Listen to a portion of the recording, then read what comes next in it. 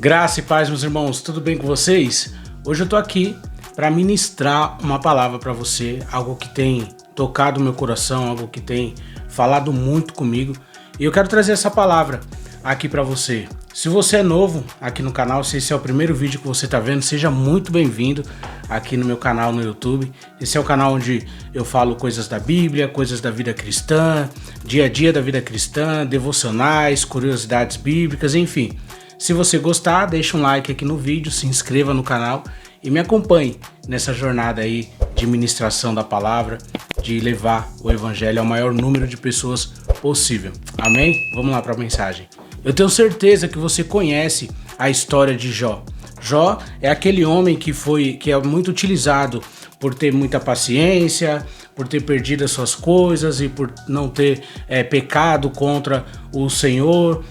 Jó é aquele homem que tinha os seus amigos na hora da angústia, que foi julgado, mal julgado, que foi questionado, que questionou a Deus, que foi questionado por Deus, enfim. A história de Jó é uma história muito cheia de ensinamentos para nós. É uma poesia que está na Bíblia, mas é uma história de fatos verídicos e ela traz para nós muitos ensinamentos. Tem um pregador, um pastor, que ele fala assim, que Jó, ele nos ensina na hora do sofrimento, e interessante é que Jó não tinha um livro de Jó para se confortar, para ele aprender. Então nós temos e nós precisamos tirar proveito disso. Aqui em Jó 3:25 tem um versículo que para mim é o que muito me chama a atenção nessa questão do buscar a Deus, do se preparar com Deus, de preparar o nosso caminho, a nossa vida, nosso devocional. Esse versículo diz assim: o que sempre temi veio sobre mim, e o que tanto receava me aconteceu. Jó tá falando aqui depois de tudo que aconteceu com ele. Jó tá falando aqui que aquilo que ele temia lhe aconteceu. Aquilo que ele receava veio sobre ele. Mas o que é que Jó temia? Do que é que Jó tinha medo? Quando a gente lê os primeiros versículos aqui do livro de Jó, é muito interessante porque vai relatar um pouco de quem Jó era e um pouco do que ele tinha. Aqui, a partir do verso 4, diz assim, ó: os filhos de Jó se revezavam em preparar banquetes em suas casas e convidavam suas 3 irmãs para celebrar com eles. Quando terminavam esses dias de festas, Jó mandava chamar seus filhos a fim de purificá-los. Levantava-se de manhã bem cedo e oferecia um holocausto em favor de cada um deles, pois pensava: pode ser que os meus filhos tenham pecado e amaldiçoado a Deus em seu coração. Essa era a prática habitual de Jó. Então, qual era o temor de Jó? Era que os seus filhos, que ele e que os seus filhos desonrassem a Deus. Esse era o temor de Jó. Isso era o que ele temia. Jó temia que os seus filhos pecassem. Então, todas as vezes que eles faziam festas na casa deles, aqui está dizendo que os 10 filhos de Jó se reuniam nas suas casas, e aí cada um fazia festa na casa dele e chamava todos os irmãos, todos os familiares, eles iam lá, festejavam, e Jó no outro dia ia sacrificar, ia orar, ia consagrar os filhos, pensando: se eles pecaram, se eles desonraram a Deus, eu vou pedir perdão aqui com eles. Então o zelo de Jó pelo cuidado da família e pelo cuidado da presença de Deus era muito grande. E qual era o temor dele? Que os filhos dele viessem a desviar do caminho, que alguns daqueles ali viessem a desonrar a Deus em alguma coisa que fez, em alguma palavra, em algum exagero. Esse era um dos temores de Jó. E aí a gente sabe o que aconteceu. Jó, existe um movimento no céu, né, no mundo espiritual, onde o inimigo entra ali e fala com Deus: olha, observastes o meu servo Jó? Então, Jó, ele era temente a Deus. Jó era um homem reto, um homem íntegro, um homem que ajudava as pessoas. E aí o que acontece? O inimigo vai na presença de Deus e sabe o que Deus faz? Deus ostenta a santidade de Jó. Quando Deus fala assim: observastes o meu servo Jó, homem íntegro, não passa o mal no coração dele. Então, o que é que nós despertamos em Deus? Será que Deus pode falar isso da gente? Eu li uma frase, né? Tem uma frase famosa, acho que é de C.S. Lewis, que ele fala assim: se você for acusado de ser um cristão, será que existe provas contra você? Essa é uma das nossas buscas, essa deve ser uma das nossas prioridades, assim como era de Jó.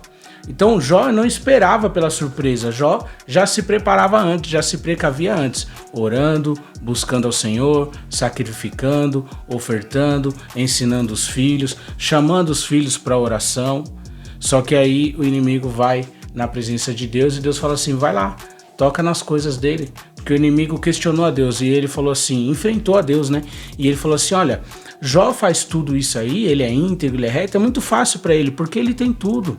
Aqui vai falar, ó, Jó, na verdade, era o homem mais rico de toda aquela região. Jó tinha muitas posses, Jó era muito conhecido, muito influente. E o inimigo falou para Deus assim: ele faz isso porque você abençoa ele. Então ele tem todas essas coisas, ele não vai se desviar. Aí Deus fala: vai lá e toca nas coisas dele. Só que a primeira coisa que o inimigo tira dele, os seus filhos, os seus relacionamentos, aquilo que mais toca na vida de um homem, é a primeira coisa que o inimigo toca. O inimigo não foi nas riquezas primeiro, porque a riqueza não nos dá bons filhos. O inimigo não foi primeiro nas posses, porque as posses não nos dão relacionamentos verdadeiros. O inimigo vai primeiro nos filhos e tira a vida de todos os filhos de Jó juntos. E quando Jó recebe essas mensagens, os seus filhos, o seu gado, as suas riquezas, as suas posses, todas as coisas foram destruídas. E aí Jó se arrepende e ele ora ao Senhor, e a oração dele é essa aqui, ó: saí nu do ventre da minha mãe e estarei nu quando eu partir. O Senhor me deu o que eu tinha e o Senhor tomou. Louvado seja o nome do Senhor. Ou seja, Jó não pecou em suas palavras. Jó perdeu todas as coisas que tinha, mas ele reconhecia que todas as coisas foi Deus quem lhe deu. Então, qual a nossa postura diante disso? O que estão levando é porque Deus está tomando. E por que é que Deus está tomando? Talvez tenha algo melhor, talvez seja uma lição de vida, talvez aquilo não nos pertencia de verdade, talvez aquilo estava trazendo um atraso na nossa vida, e aí o que Deus tira de nós é aquilo que vai nos trazer cura, e a gente vai ver isso um pouquinho mais pra frente.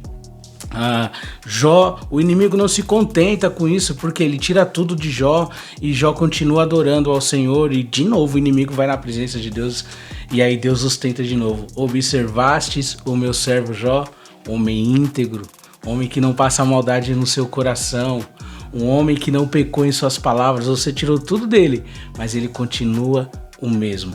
E aí o inimigo responde para Deus: pele por pele. O homem dará tudo pela sua saúde física. E Deus fala: vai lá e toca nele, só não tire a vida. E aí o inimigo vem e coloca uma enfermidade em Jó. E Jó agora sem as posses, Jó agora sem as terras, Jó agora sem os filhos, Jó agora sem a fama, Jó agora sem tudo aquilo que lhe trazia visibilidade, conforto. Jó agora sem tudo isso, agora também está sem saúde. Jó perdeu também a sua saúde física. E aí o que lhe resta? Lhe resta talvez o fim. E é isso que a esposa dele faz. A esposa dele fala: por que você não blasfema contra esse Deus e morre logo? É ele que está te castigando. E aí Jó dá uma das respostas mais incríveis que nós podemos dar nessas horas de aflição, nessas horas de luta. Ele diz assim: você fala como uma mulher insensata. Aceitamos da mão de Deus apenas as coisas boas e nunca o mal? Em tudo isso, Jó não pecou com os seus lábios. Que cara incrível! Que lição é essa?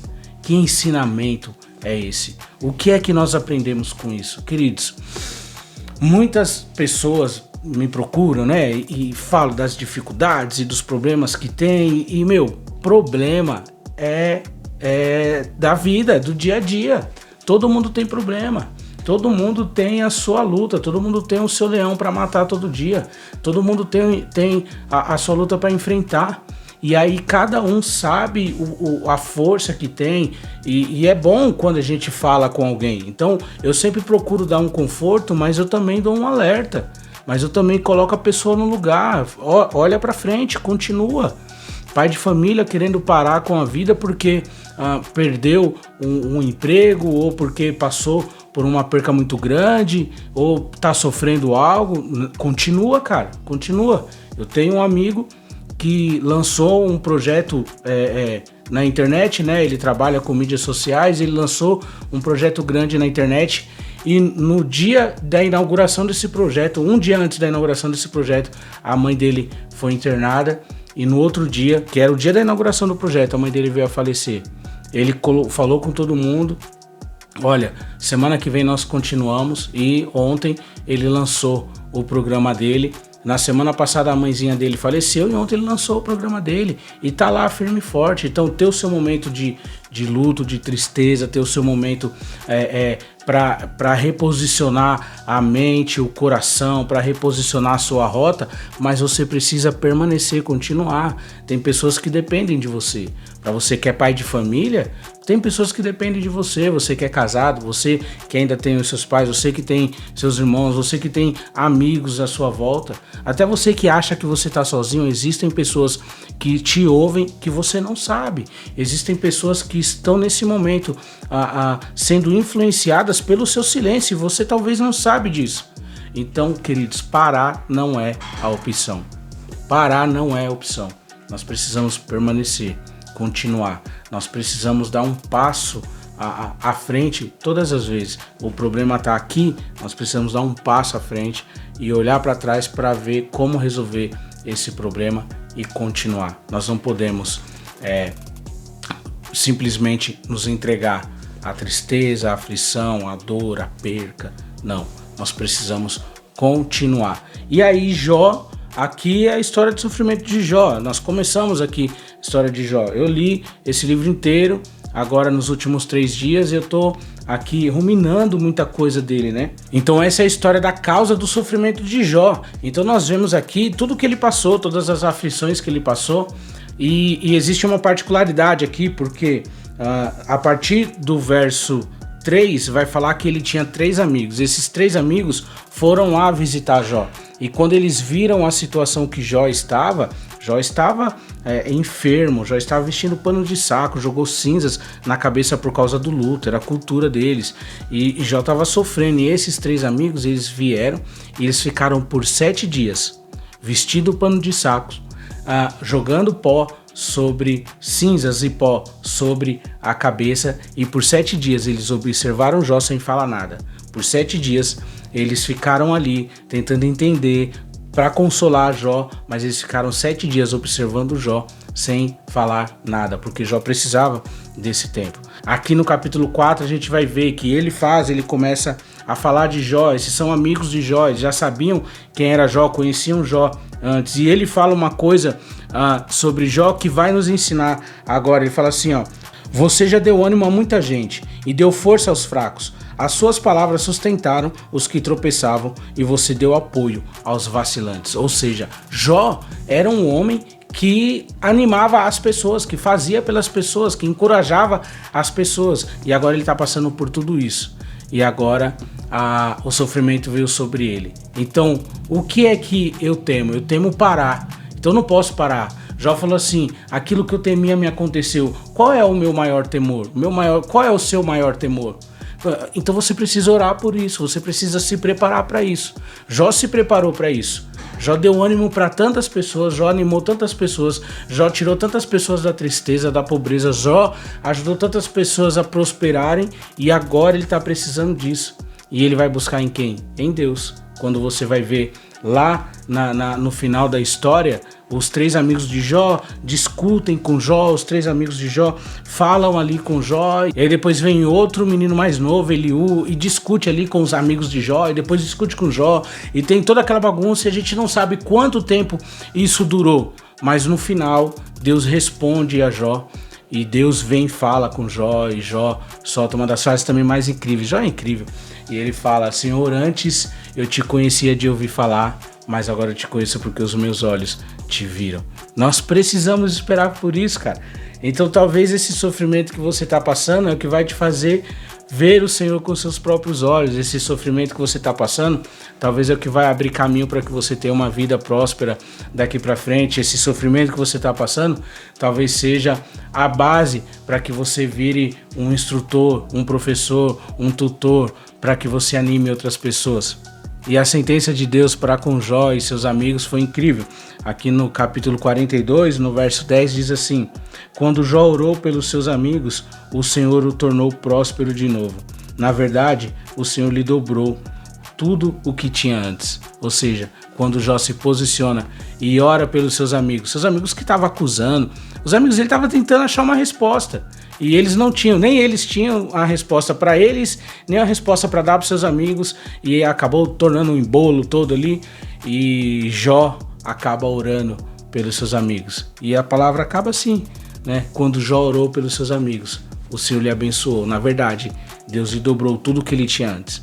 Então, Jó teve o dobro de tudo o que ele tinha antes. As suas fazendas, o seu gado, os seus filhos, né? Os seus filhos infelizmente não retornaram, não tinha como retornar, mas Jó teve mais 10 filhos, mais 7 filhos homens e 3 filhas mulheres. E Jó reconstruiu toda a sua vida, toda a sua riqueza e reconstruiu todo o seu patrimônio. E o mais importante, ele reconstruiu o seu relacionamento com Deus. E é isso que o sofrimento nos causa, é isso que o sofrimento nos traz. Nós precisamos nos preparar. O apóstolo Paulo, lá em Efésios 6, ele vai falar sobre a armadura de Deus. E ele fala assim: vistam-se de toda a armadura de Deus, para que quando chegar o dia mau, você não seja pego de surpresa. Então nós precisamos sim nos preparar para o dia mau, porque essa é a nossa vida. Seja bem-vindo à vida de adulto, seja bem-vindo à vida de responsabilidades. Nós precisamos nos preparar, porque os dias são maus, mas o Senhor continua bom. Amém? Deus te abençoe. Esse vídeo te ajudou? Você aprendeu alguma coisa? Comenta aqui, curte esse vídeo, compartilha esse vídeo com mais pessoas.